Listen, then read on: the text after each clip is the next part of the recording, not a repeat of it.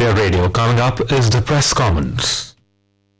This is All India Radio. You will now hear comments from the press. Business Standard in its editorial titled A New Cold War writes, the trade war between the US and China has entered a new phase, one in which the earlier hopes of a compromise are rapidly receding. After coming close to an agreement, the US side accused the Chinese side of reneging on large parts of the agreed upon deal. As a consequence, President Donald Trump's threatened escalation of tariffs on Chinese goods has kicked in. Beijing has retaliated in kind, saying it would raise tariffs on nearly $60 billion worth of US exports to China, including alcohol, apparel, and liquefied natural gas. The Trump administration had already increased tariffs to 25% on $200 billion of Chinese exports to the US and has released a plan to impose similar tariffs on the remaining $300 billion. The Economic Times, in its editorial titled Brace Yourself for a Real Trade War, writes, the threat of a trade war between the world's two largest economies looms large today. If American and Chinese negotiators manage to arrive at some agreement before President Donald Trump meets the Chinese counterpart Xi Jinping at the G20 summit in Osaka towards the end of June, things could settle down. Otherwise, fear of losing face on the part of either leader, neither of whom can afford to be seen to be giving in to external pressure, would launch a trade war that would push global growth down, develop markets and currencies, and make policy making doubly difficult in every country, including in India. The Hindu, in its editorial titled Missing Demand, says a welter of data collectively and individually point to one worrying conclusion. Economic momentum across sectors is slowing in the widening absence of that key ingredient, demand. Domestic sales of cars, commercial vehicles and two-wheelers all contracted in April from a year earlier, the Society of Indian Automobile Manufacturers, SIAM, has reported. The decline of almost 16% in total automobile industry sales is an indication that consumption demand across markets, urban and rural, institutional and individual, is petering out, while sales of commercial vehicles, a fair proxy for overall economic activity, slid 6% last month. A 16.4% drop in demand for two-wheelers extended the segment's slump into the new financial year, mirroring the rippling rural distress. The data on passenger vehicles, which saw the steepest drop in almost 8 years, add to the gloom. The Hindustan Times, in its editorial titled Diversify the Rural Economy, writes, latest government data that shows the slowing of rural wages is worrying, as is the detail that they actually declined for several months in 2018-19. The situation is exacerbated by the ongoing agrarian crisis, which, at least to date, hasn't been addressed adequately by either the spate of farm loan waivers across India or the increase in the government's procurement price for key crops. Lower than anticipated summer rains, which keeps the soil extra dry, and fears that El Nino could affect this year's monsoon rains just serve to increase the risks. The Times of India, in its editorial titled Ordnance Fiasco, writes, in an alarming state of affairs, the army has raised concerns over the high number of accidents taking place in the field due to poor quality of ammunition supplied by the state-owned Ordnance Factory Board. The latter, with its 41 factories, is the main supplier of ammunition to the army. However, the army has told the Defense Ministry that ammunition-related accidents are causing deaths, injuries and damage to equipment. Regular accidents are occurring with 105mm Indian field guns, 105mm light field guns, 130mm